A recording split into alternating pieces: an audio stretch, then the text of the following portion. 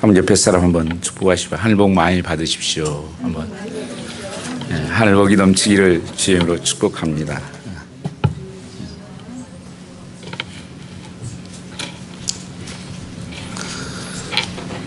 오늘 말씀은 예수님의 거룩한 습관, 세 번째 섬김에 대한 말씀입니다.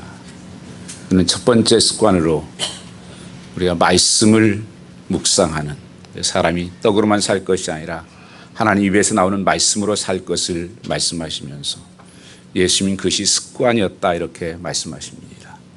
말씀을 묵상하고 말씀을 외우고 말씀을 들어야 하나님 앞에 내가 누구인지를 알게 됩니다.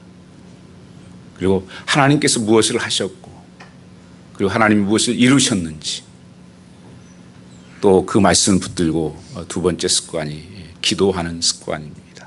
하나님과 그 친밀한 인티미티한 그런 관계를 갖는.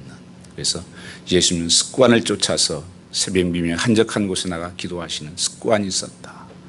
이 말씀과 기도, 이 습관은 디모데전서 5장 말씀 보시면 말씀과 기도 외에는 거룩해지는 것이 없다고 말씀하시면서 육체 연습은 약간의 유익이 있으나 경건의 연습은 내세와 현세와 모든 곳에 유익하다 그렇게 말씀하십니다.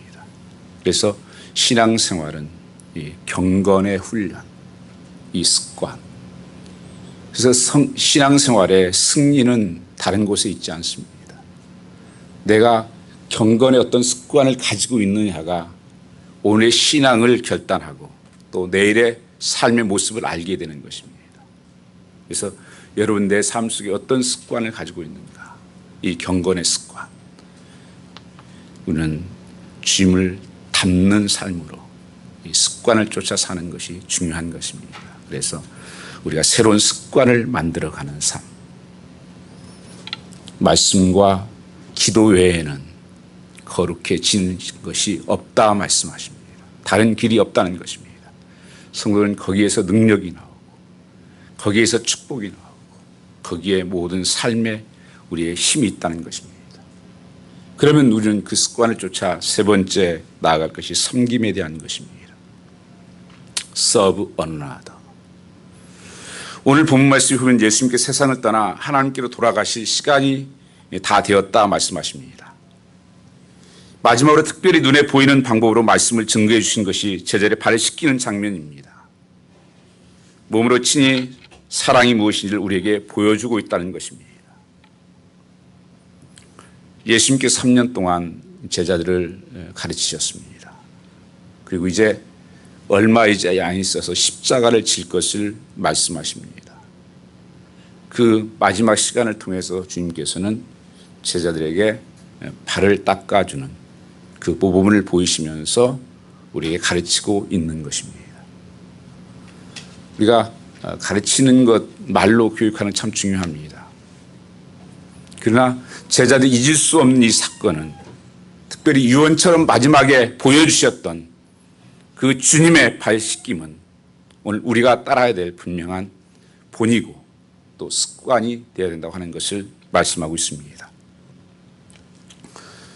첫 번째 주님의 섬김은 사랑은 낮아지는 겸손으로 시작했습니다. 사랑은 자기 이치를 버리고 낮아지는 겸손이 있을 때 가능한 것입니다. 예수님께서는 자기를 주장할 수 있는 충분한 것을 가지고 있었습니다. 인간이셨지만 그분은 하나님이셨습니다. 오늘 본문에도 그것을 3절에 말씀하셨습니다. 하늘로부터 오셨다가 다시 하나님의 보좌로 돌아가실 것을 아셨습니다. 예수님은 하나님과 동격입니다. 그분이 수건을 들고 제자들의 발을 닦으셨다 말씀하십니다. 항상 더 낮은 곳에 있는 사람을 섬기는 모습이 있어야 복음의 능력이 그대로 드러날 수 있다는 것입니다. 당시 이 발을 닦는 사람들은 하인들이나 그런 사람들이 발을 닦았습니다. 이때 유대 나라에 저도 해외 근무를 하면서 82년도 84년까지 이쪽 지역에서 제가 근무를 했습니다. 이 유대 나라에 비가 오지 않고 굉장히 건조하기 때문에 덥고 그래서 맨발로 신고 다니는 사람이 많고, 그러다가 사람이 손님이 오면 밖에 물동이를 놓아뒀다가 그 발을 닦아줍니다. 그리고 발 안으로 들어오게 이렇게 하는 그것이 하나의 유대 습관이었어요. 그런데 예수님께서 직접 그 발을 닦는 모습을 보게 됩니다. 주 대신 하나님 대신 그분이 발을 닦는 이 모습은 제자들 굉장히 당혹감을 느낄 수가 없었을 것입니다. 세상에 감동을 주고 그런 당혹감을 주어야 교회가 참된 교회 모습으로 살아나는 것입니다. 많은 교회가 지금은 능력을 잃어버린 이유 중에 하나는 세상이 전혀 당혹감을 주지 않기 때문에 그렇습니다. 지극히 상식적인 일들만 벌이고 있습니다. 우리 성도의 삶도 마찬가지입니다. 여러분, 우리가 신앙생활을 하는 것은 상식적인 생활을 하는 게 아니에요. 믿음의 삶이라고 말씀하는 것은 성경은 이해돼서 믿는 책이 아닙니다. 상식으로 아는 것이 힘이 아니라는 것입니다. 이해되지 않는 책이에요. 상식을 벗어난 책이에요. 그래서 상식 벗어난 행동을 해야 그 말씀을 따라 사는 삶을 살아야 이 세상에 영향력이 있는 것입니다. 그 당혹감이 있는 것입니다. 우리는 너무 이 시대가 믿음의 삶이 아니면 예측이 가능한 거예요. 세상에 대충 알죠. 아, 저 사람 좀 어려우면 저렇게 행동할 것이지. 신앙생활은 예측이 안 됩니다. 믿음의 삶이기 때문에 그렇습니다. 말씀의 삶이기 때문에 그렇습니다. 여러분 삶 속에서 사람들에게 당혹감을 줍니까? 저 사람이 어떻게 저렇게 고난에서 기쁨을 얻지? 아니, 저 사람 어떻게 사랑하며 살지? 사람들은 이해가 안 되는 거예요. 상식을 뛰어넘기 때문에 그렇습니다. 그게 기적의 이상이 있기 때문에 그렇습니다. 오늘 예수님의 모습이 바로 그 모습입니다. 상식은 제자들이 발을 닦고 하인들이 발을 닦아주는 것입니다.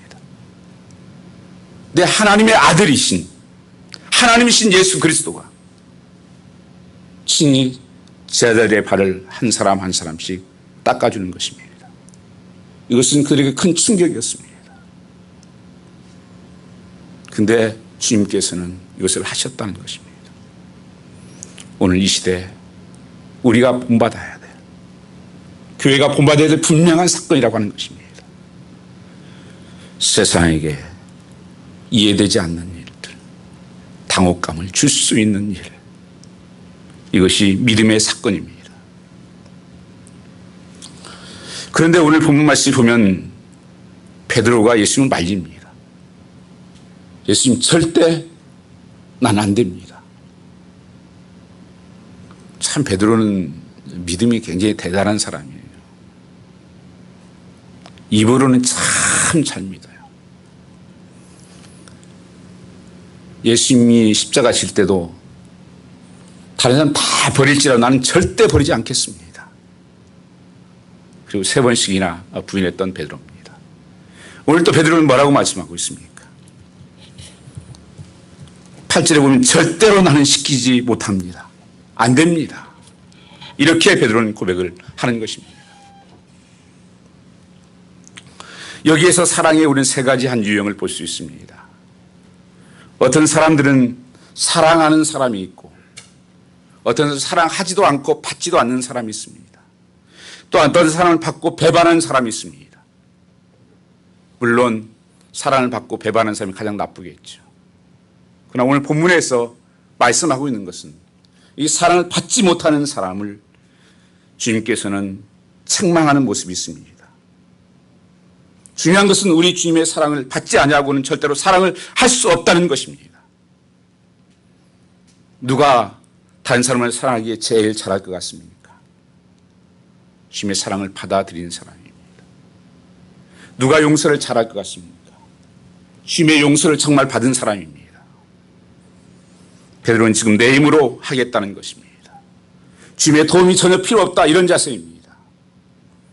그의 삶에 대해서 주님은 질책하신 것을 알 수가 있습니다. 누가복음 15장 말씀에 보면 탕자가 나옵니다. 아버지의 재산을 가지고 와서 다 허랑방탕하고 돼지 먹는 지엄열매를 먹다가 아버지 집에 가서 이제 나는 아들이 아니고 품꾼으로 써달라고 그래야 되겠다. 그리고 다 떨어진 옷을 입고 거지처럼 집으로 돌아옵니다. 내 아버지는 그 아들을 가서 껴안고 목걸이를 걸어주고 귀한 것을 잡아서 먹이면서 내 아들이 살아났다, 내 아들이 돌아왔다, 염치 없지만 아버지의 호를 받아들인 것입니다. 의뢰를 받아들인 것입니다. 아들의 가들됨을 가장 중요한 요소라고 하는 것입니다. 여러분, 하나님의 사랑을 받아들여요. 이것은 매우 중요한 것입니다. 베드로의 약점은 끝까지 우기면서 내 몸을 씻길 수 없습니다. 내 발을 씻길 수 없습니다. 그것을 받을 수 없다고 말하는 것입니다. 이것은 자기의 자존심이고 교만인 것입니다. 우리 하나님 앞에서 거져야 될 중요한 것은 허물 많은 나는 죄인인데, 죽을 수밖에 없는 죄인인데 하나님께서 나를 사랑하셨다. 성경 말씀 읽으면 읽을수록 여러분 느껴지는 게 뭡니까? 나는 죽을 죄인이구나. 나는 빛이 없어. 지옥 갈 수밖에 없구나. 그런데 하나님이 나를 사랑하셨어. 약할 때, 허물이 많을 때 하나님 나를 이 모습 이대로 사랑하셨어. 그 사랑을 받아들이는 것이 은혜예요. 그게 축복입니다.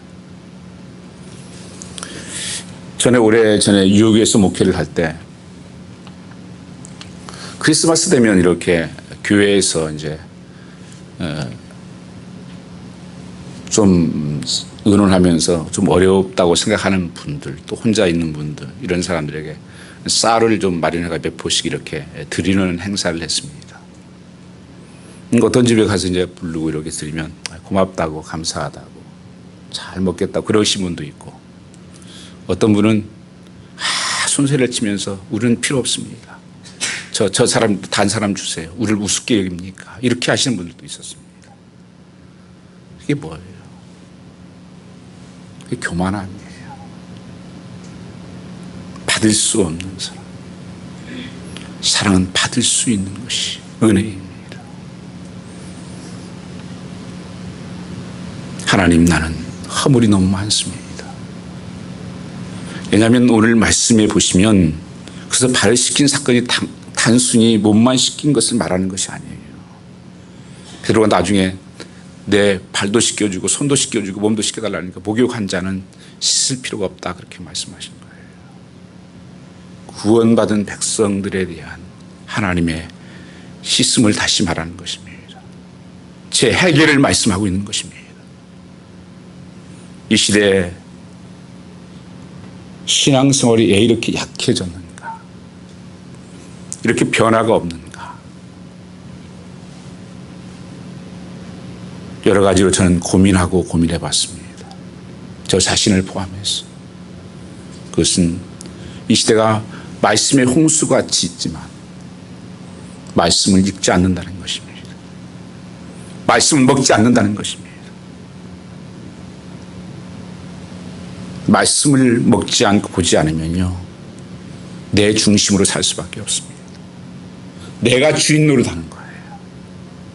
말씀은 거울이에요. 캐논 잡니다. 내 삶을 들여다볼 수 있는 것, 내가 누구인가, 내가 어떤 죄를 지었는지 알 수 없다는 것입니다.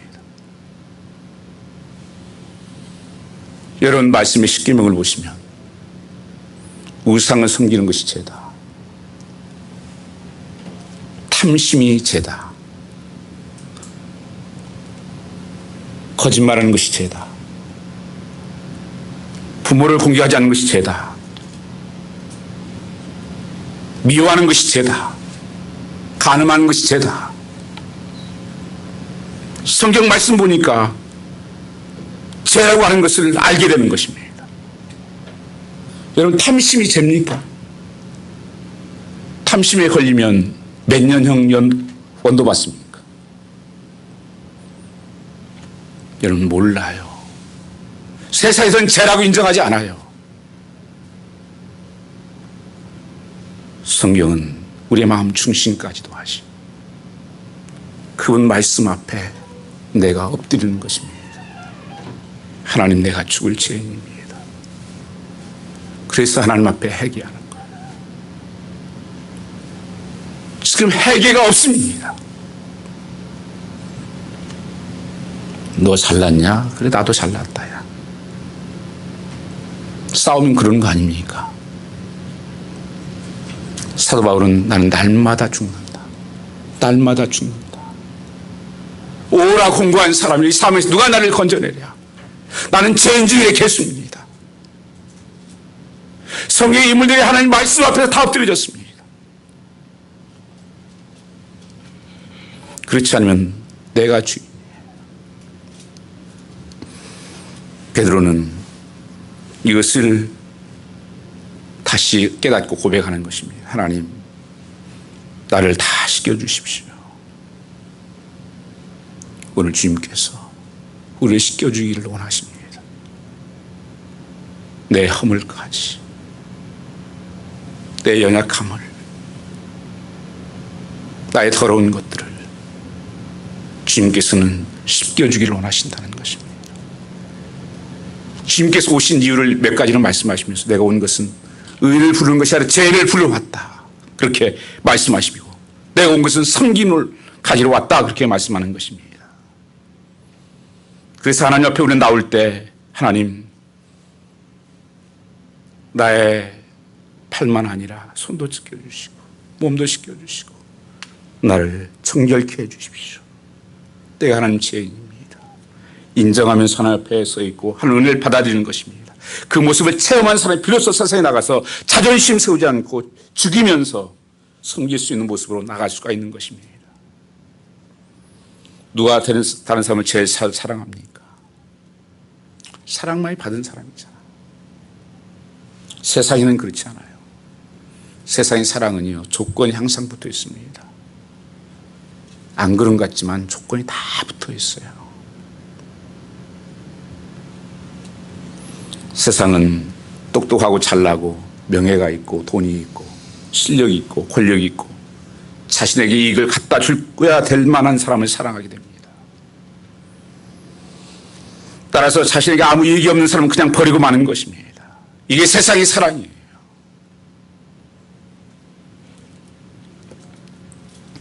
그러나 예수께서 우리를 사랑하신 것이 잘나서도 유명하게 사랑한 것이 아니라고 하는 것입니다. 우리는 예수님의 사랑을 받아 가치도 없고 아무 조건도 없지만 주님께서 사랑하셨습니다. 그 사랑에는 한계가 없습니다. 예수님의 사랑은 선택이요 은혜인 것입니다. 저와 우리는 주님의 사랑을 입은 자입니다. 얼마만큼이요? 주님께서 친히 목숨을 버린 만큼 우리를 무한히 사랑하셨다 그렇게 말씀하십니다. 예수께서 우리의 발까지 씻기신다 말씀하십니다. 그러므로 우리도 능히 다른 사람의 발을 씻길 수 있는 존재들이라고 하는 것입니다. 예수님 십자가를 지시는 마지막 순간 그의 마음을 지배했던 유일한 관심은 자신의 죽음이나 고통이 아닌 사랑하는 사람들의 섬김이었습니다. 마지막에 주님이 선택한 것은 사랑의 섬김입니다. 그냥 섬김이 아니에요. 사랑의 섬김입니다. 1절 말씀 보면 사람들을 사랑하시되 끝까지 사랑하시니라. 뒤에 말씀 보면 끝까지 섬기더라. 본을 보였다. 이렇게 말씀하십니다. 오늘 본문을 알려진 예수님 발 닦는 사건입니다. 근데 궁금한 것이 하나 있을 것입니다. 목사님, 습관이라고 오늘 제목을 붙였는데 이것이 습관이냐 하나의 이벤트냐 일회성 사건이었느냐 하는 것이었을 한번 저는 생각할지 모르겠습니다. 그분이 습관이었느냐 하는 것입니다. 근데 13장 1절 말씀을 보시면 자기 사람들을 사랑하시되 끝까지 사랑하시니라 이렇게 말씀하십니다. 제자를 어떻게 사랑하셨다? 끝까지 사랑하셨다. 끝까지 사랑하시면 자연스럽게 섬김의 실천으로 나타날 것뿐입니다. 과연 예수님 자신의 섬김에 대한 어떤 관점을 가지고 계셨을까요? 마가복음 10장 45절 말씀해 보시면 지금 이렇게 말씀하십니다. 인자에 온 것은 섬김을 받으려 함이 아니라 도리어 섬기려 하고 자기 목숨을 많은 대속물로 주려 함이니라. 인자라고 하는 것은 그 미션을 말합니다. 내가 온 것은 섬김을 받으러 온 것이 아니라 섬기러 왔다. 이 말씀을 종합해서 보면 이 섬김은 일회성이 아닌 이벤트가 아니었다는 것입니다. 하나님의 매일매일 삶 속에서 그 정신은 사랑으로 섬기는 것이었다. 이것을 알 수가 있는 것입니다.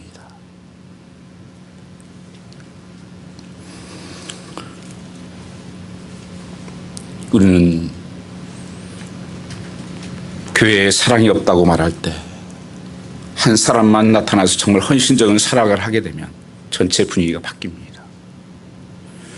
교회가 기도가 없다고 할 때 한 사람만 일어서 생명 걸고 기도하면 전체의 기도의 분위기가 바뀌게 되어 있습니다. 찬양이 없다고요. 고통 가운데 찬양하는 사람 한 명만 나오면 전체 분위기가 바뀌어버립니다. 이게 능력이에요. 예수님의 그 사랑의 섬김이 제자들에게 흘렀고 오늘 우리에게까지도 이 말씀이 증거되고 있는 것입니다. 우리 집에서 평평한 긴장감이 있고 또 이기적으로 빠지려고 할 때가 있지 않습니까? 그때 한 형제가 새로운 형제를 헌신적으로 사랑하기 시작하면 그 섬기는 마음들이 드러나면 그 공동체는 변하게 되어 있습니다. 그래서 이 공동체 하나님께 주시는 말씀은 다른 사람에게 주는 게 아니에요. 항상 성경 말씀은 내게입니다. 누가 드려야 할 말씀이 아니라 내게 하시는 말씀이에요. 그렇게 변화 안 되는 사람도 변화될 수밖에 없는 것입니다. 예수님의 오심은 섬김의 목적이었다는 것입니다.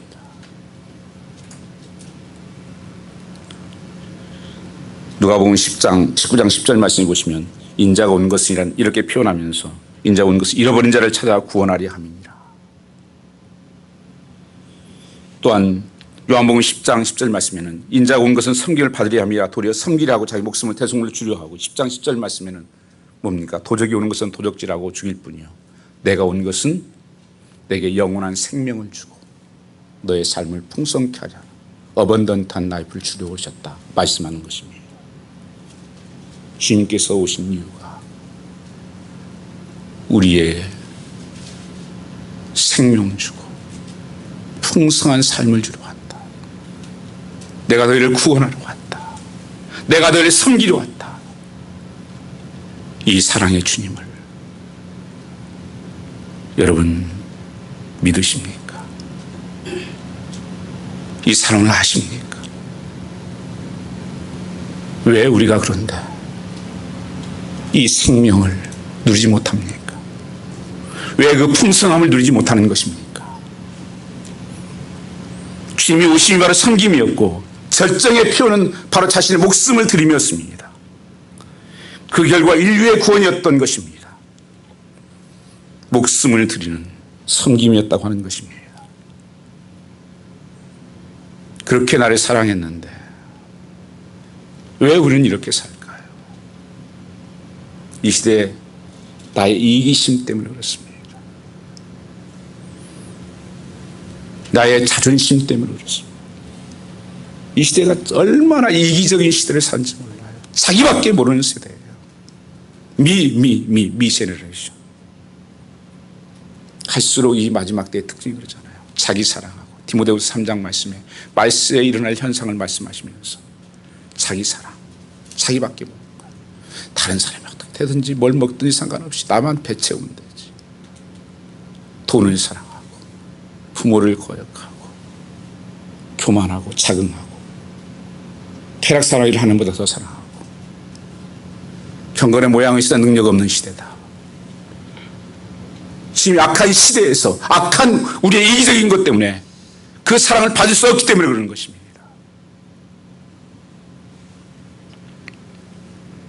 주님께서 그래서 저들의 이 섬김을 가르칠 것을 주님께서 작정하신 것입니다. 주님께서 생명까지도 주시고 우리를 구원하셨을 뿐 아니라 그 섬김은 큰 것만이 아니라 작은 것에서도 그 섬김은 똑같은 능력과 축복이 있다는 것을 말씀하십니다. 그것이 제자의 발을 닦아주는 사건까지 연결이 됩니다. 수건과 대야를 들고 제자의 발을 씻기는 것입니다. 주님은 지극히 작은 자에게 행한 가장 작은 일도 목숨을 드리는 일 못지않게 소중함을 가르치는 것입니다. 그런데 오늘 본문 말씀 보시면 예수님이 저녁 잡수시던 자리에서 일어나 겉옷을 벗고 수건을 가져다가 허리를 두르시고 이렇게 말씀하고 있습니다. 지금 식사가 도중인지 식사가 막 끝난 상태인지는 잘 모릅니다. 그러나 왜 주님께서 그렇게 갑자기 그렇게 하셨을까? 이 말씀을 미뤄봤을 때는 아마 주님께서 일반적으로 손님이 오면 제자들이라든지 하인들이 팔을 닦아주는 것이 예인데, 전통적인 예인데 아무도 팔을 닦아주는 사람이 없었습니다. 다 높다고 생각했는지 모르겠습니다. 제자들까지도. 왜냐하면 이 말씀을 하신 앞장 다른 본문에 보면 누가 높냐고 서로 싸운 모습이 나타나요. 누가 더 높냐. 우리끼리 제자들 중에 서로 싸웁니다. 부모까지 끼어들어 싸웁니다. 내 주님께서 일어나셔서 본을 보이셨다. 그렇게 말씀하고 있는 것입니다. 우리의 작은 섬김들은 어떤 것이 있겠습니까?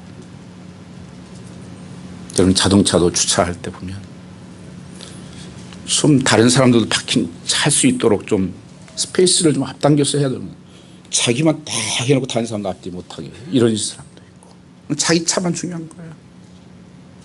자기 자리만 찾죠. 어서는 쇼핑 가든 카트 보면 그냥 그 자리 그 파킹이나 스페이스에다 그냥 놓고 가요. 다른 사람 파킹 어떻게 알아? 다 자기만 생각. 교회에서도 마찬가지죠. 힘든 일, 어려운 일, 보이지 않는 일, 손이 하나 죽는 것, 그 섬김이에요. 있는 것 그대로 쓰고 다른 사람 쓸 수 있도록 편하게 놔두는 것, 이것도 섬김입니다. 저는 매일 교회를 돌아보기 때문에 여러분 그 흔적들을 많이 만나게 됩니다.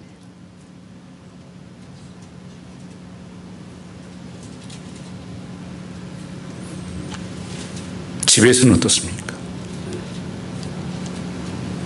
집에서는 여러분 섬기십니까? 쓰레기를 버리는 거 섬기는 거예요. 다른 사람 잘 사용할 수 있도록 세면대를 깨끗하게 씻는 것도 섬기는 거예요. 섬기는 것이 이렇게 중요한가? 섬김은 성숙입니다. 성숙한 사람만이 섬길 수가 있습니다. 믿음 있는 사람만이 할 수 있다는 것입니다. 요즘 성인아이라는 말을 상담하게 썼습니다. 어른인데 행동은 애들이에요. 집에서 누가 가장입니까? 침대에 뚝 앉아가지고 누워서 소파에 앉아서 날마다 운전하면서 이거 가져와 저거 하는 사람이 리더입니까? 섬길 줄 아는 사람이 리더입니다. 교회 누가 리더입니까? 목사가요? 장로가요? 섬길 줄 아는 사람이 리더예요. 그게 성숙한 사람입니다. 아이들도 집에, 교회 아이들 집에 있는 아이들도 보세요. 어렸을 때 뭡니까? 어렸을 때는 계속 다 섬겨줘야 돼요. 계속 섬겨줘야 돼요. 그게 애들이에요. 애들이 섬길 줄 알면 애가 아니죠. 신앙생활도 똑같습니다. 섬길 줄 알면 성숙한 거예요. 그게 믿음 있는 겁니다. 성경을 알아야 믿음 있는 게 아니에요. 오래 살았다고 믿음 있는 게 아니에요. 주님을 닮은 성숙함은 섬기는 것에서 알 수가 있는 것입니다. 예수님은 섬김의 이 모범을 보여주셨습니다. 15절 말씀해 보시면 같이 한번 읽어보겠습니다. 내가 너에게 행한 것 같이 너희도 행하게 하려 하여 본을 보였노라. 본의 의미가 무엇입니까? 그것은 누군가가 따라오게 하려는 것입니다. 누구입니까? 제자 아닙니까? 제자는 뭡니까? 팔로 따라다니는 사람들 아닙니까? 바로 우리가 제자의 삶을 살기를 원한다면 예수의 본을 따르는 것은 당연한 것이라 이렇게 말씀하고 있습니다. 우리는 주님을 닮아가는 사람들입니다. 신앙생활에 가장 중요한 것은 닮아가는 거예요. 누구를? 주님을 닮아가는 것입니다. 신앙생활은 나름대로 새로운 것을 하는 게 아니라 예수님을 그대로 닮아가는 것입니다. 말씀대로 닮아가는 것입니다. 예수의 본, 모양, 모델대로 따라가는 것입니다. 우리가 어떤 새로운 것을 하려면 매우 어렵습니다. 그냥 따르기만 하면 쉽다고 하는 것입니다. 그래서 신앙생활이 쉬운 거예요. 주님께서 항상 그래, 나를 따라오라. 팔로우미. 그래서 교회에서도 신앙생활 잘하는 비결은요, 여러분, 내 신앙생활 약하다고 하면 교회에서 잘 보세요. 겸손한 마음으로 잘 보면 또 잘하는 분이 있어요. 참 기도하는 것처럼 저 집사님 같이 좀 하고 싶어. 그럼 따라서 해보세요. 새벽에 나오면 새벽에 따라 나와보고, 금요일 나오면 금요일 한번 와보고. 찬양을 참 나도 잘하고 싶은데 찬양을 어떻게 저렇게 잘하지? 그럼 따라서 한번 해보세요. 1시간 전에 나와가지고 우리 찬양 1시간 전에 나와서 준비를 하시는 찬양 1시간 전에 나오셔서 같이 한번 따라서 해보세요. 됩니다, 여러분. 저도 조금 되잖아요. 조금 나아지지 않았어요? 제가 전에 우리 노예 목사님들이 오셔서 한번 찬양했잖아요. 수요예배인가. 근데 너무 은혜 받았죠. 너무 잘하죠. 목사님들만 쫙 찬양하는데 너무 은혜 받았는데. 정말 저도 이렇게 은혜를 받고 그랬어요. 근데 그 목사님들이 그랬어요. 우리 교회 하나의 전통이 하나 있는데, 우리 교인들 꼼짝 못하는 게 뭐 있다. 뭐냐 그래요. 내가 찬양한다 하면 성도들이 다 나와서 찬양한다고. 알아서 나와서 한다고. 내가 못한 줄 아니까. 목사님들이 한참 웃었는데요. 여러분 안 웃네. 여러분 본을 따라다니는 거 참 중요해요.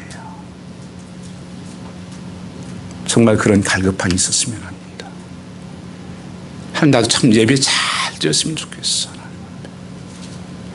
예배 잘 드린 사람 보시고 특별히 본을 보이신 예수 그리스도를 따라가는 것입니다. 이 본을 보고 따라가는 것을 가리켜 순종하는 삶이라는 것입니다. 순종이라는 것은 마음대로 하는 것이 아니라 모든 것에 본을 보이신 예수님께서 하신 대로 따라가는 것을 말씀하고 있습니다. 항상 따라한다는 것은 재미가 없을 수도 있습니다. 그런데 거기 기막힌 놀라운 축복이 있다고 하는 것입니다. 죽은 자가 살아나고, 약한 자가 살아나고, 병든 자가 살아나고, 30, 60, 100배 열매가 맺히는 기적이 일어나더라는 것입니다. 여기에 아름다운 것이 있는 것입니다. 오늘 보면 17절 말씀에 보면 너희가 이것을 알고 행하면 복이 있으라 이렇게 말씀하고 있습니다. 참 복이라는 것입니다. 왜 그렇게 못하냐는 거예요. 나의 이기심이에요. 내 앞몸 조금 편하게 있으면 우리 그 작은 고난 것을 견디는 것을 싫어합니다. 그렇다면 우리가 어떻게 자신들을 그리스도인이라고 제자로 할 수 있겠습니까? 베드로전서 2장 21절 말씀해 보시면 이를 위하여 너희가 부르심을 받았으니 그리스도 너희를 위하여 고난을 받으사 너희에게 본을 끼쳐 그 자체를 따라오게 하려 하셨느니라 이렇게 말씀하십니다. 섬김은 예수님의 거룩한 습관이었다고 하는 것입니다. 섬김은 성숙한 모습입니다. 믿음이 있고 성숙한 사람을 섬길 줄 아는 것입니다. 그래서 내 신앙생활을 점검해 보신다면 나는 믿음 있는 사람인가? 성숙한 사람인가를 어떻게 알 수 있느냐? 내가 늘 섬기는, 먼저 다른 사람을 섬길 줄 아는 자리에 들어가는가? 아니면 내가 섬김을 받으려고 하는 자리에 나오는가? 이것을 보면 알 수가 있습니다. 예수님의 섬김은 행함을 명령하신 것을 알 수가 있습니다. 요한복음 13장 14절 말씀을 보시면 너희가 선생이라 나를 주라 하는 말이 옳도다. 그러하다. 내가 주와 선생이 되어 너희 발을 씻었으니 너희도 서로 발을 씻어주는 것이 옳으니라. 이렇게 말씀하십니다. 그것은 옳은 것이다. It is right. 그것은 에베소 6장 1절에 똑같은 말씀을 쓰는 거예요. 내 부모를 공경하라. 이것이 옳으니라. 이 명령면이면서 명령형인데 이것은 우리가 연구하고 계산할 필요가 없는 것이다. 항상 always right. 옳은 것이다 하는 것을 말씀하는 거예요. 섬기는 것은 우리 삶의 굉장히 신앙의 우선순위 프라이어티다. 그것은 옳은 일이다. 언제 어디서나 섬기는 것은 옳은 일이다. 이것이 성도의 우리 삶의 내 삶의 우선순위가 되는 것입니다. 우리는 섬길 때 너무 계산할 때가 많아요. 내가 누군데 왜 알아주지 않지? 저 사람이 섬겨야지. 우리는 너무 계산하고 아유 저 섬기려 힘든데 아 저거 너무 안 되는데 내가 너무 손해가 많이 나는데 계산하지 말라는 거예요. 연구하지 말라는 거예요. 그것은 항상 하나님께서 복 주시는 일이고 옳은 일이라는 것입니다. 하나님께서는 이 섬기는 자를 축복하십니다. 주님께서 그렇게 말씀하시죠. 작은 것을 하나 주신 것을 나를 섬긴 것이다. 지금 그렇게 받으시는 겁니다. 내가 성도를 작은 섬겼는데 그것은 주님을 섬긴 것이다. 섬김은 예수를 주로 고백하는 모든 분들을 향한 주인 되신 그분의 명령이라는 말씀입니다. 선택은 하나입니다. 주인 되신 그분을 어떻게 우리가 순종해야 할까? 이 섬김을 한번 고민했으면 합니다. 섬김은 더 가진 자가 덜 가진 이들을, 강한 자가 약한 자를, 보다 편리하게 사는 자가 덜 편리하게 사는 사람을 섬기는 것이 성경적인 원칙입니다.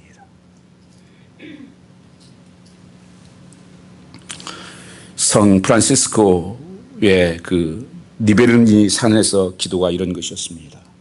주님, 저에게는 주님처럼 섬기다가 고난 받아본 일이 없습니다. 제 몸에는 못자국이 없습니다. 저에게는 주님의 고난을 알게 해주십시오. 그의 기도의 응답으로 그의 손과 발에 생긴 거룩한 5개 못자국을 우는 거룩한 상은 스티그마라치로 말합니다. 스티그마. 이게 흔적이라는 뜻인데 상표라는 뜻이 본래요. 갈라디아서 6장 17절 말씀에 사도 바울은 이렇게 고백합니다. 나는 그리스도의 흔적을 가졌으니 나를 괴롭히지 말아라. 주님을 섬기다가 성도를 섬기다가 내 흔적들이 많이 있다는 거예요. 그 눈물의 흔적들, 수고의 흔적들, 아픔의 흔적들, 그 흔적들이 내게 많다. 나를 건드리지 마라. 이 상표가 붙었다. 예수의 상표가 나는. 정말 이게 믿음의 삶, 흔적이 있는 삶. 이런 옷싸움에 이렇게 무슨 나벨 붙잖아요. 그게 이제 흔적 스티그마예요. 이게 누가 만들었다 이거 그거잖아요. 아, 어느 브랜드다. 내가 그게 있을 때 정말 주님의 자녀다. 주님이 내 삶의 주인이시다. 이 스티그마예요. 이제 우리에게도 일생에 부끄럽지 않도록 인생에 부끄럽심 없이 마감하도록 거룩한 섬김의 사문을 만들어야 하는 것입니다. 주님께서 이 말씀을 주실 때 이렇게 말씀하십니다. 내가 가실 때가 가까움을 아시고 때를 분별할 줄 아는, 때를 분별하는 사람이 이런 삶을 살았어요. 다니엘도 그렇고 바울도 그렇고. 무슨 분별이에요? 이때가 정말 마지막 때구나. 이 약한 세대에서 다 이기적으로 살아갈 때 그 하늘나라를 소망하고 바라본 사람은 나를 섬기는 자로 하나님 부르셨구나. 섬길 때 사람들은 충동을 얻는 거예요. 그리고 주님도 내 때가 다 됐다. 내 때가 얼마나 남았나. 여러분, 갈수록 섬기는 자로 남아야 됩니다. 그것으로 여러분들이 증명돼야 됩니다. 저도 이제 참 요새 그런 생각을 많이 해요. 이제 얼마 안 남았다. 이 시대의 전체적인 주님 오실 날도 멀지 않은 것 같고, 제 사역이었던 부분들도 얼마 남지 않은 것 같다. 하나님, 정말 사랑하며 섬기며 가게 해주십시오. 갈수록 제가 느끼는 건 말 많이 하지 말고 주님처럼 마지막 때는 본을 보이는 삶. 주님이 그렇게 말씀하시면 본을 보였다 그렇게 말씀하시잖아요. 근데 우리는 거꾸로 가잖아요. 나이가 들어갈수록 말이 많고 본이 없고, 제 자신의 모습이에요. 우리는 말이 적고 본을 보이는 삶, 이 섬김이 있는 곳에 여러분 가정이 행복한 거예요. 거기에 천국이 이루어집니다. 교회가 천국이 이루어지고 이 세상이 바뀌고 변화가 일어날 것입니다. 여러분 한 사람을 통해서 이런 변화가, 이런 역사가 일어나기를 주님으로 축복합니다. 일어나서 함께 앉으셔서 그냥 찬양 한번 같이 하겠습니다.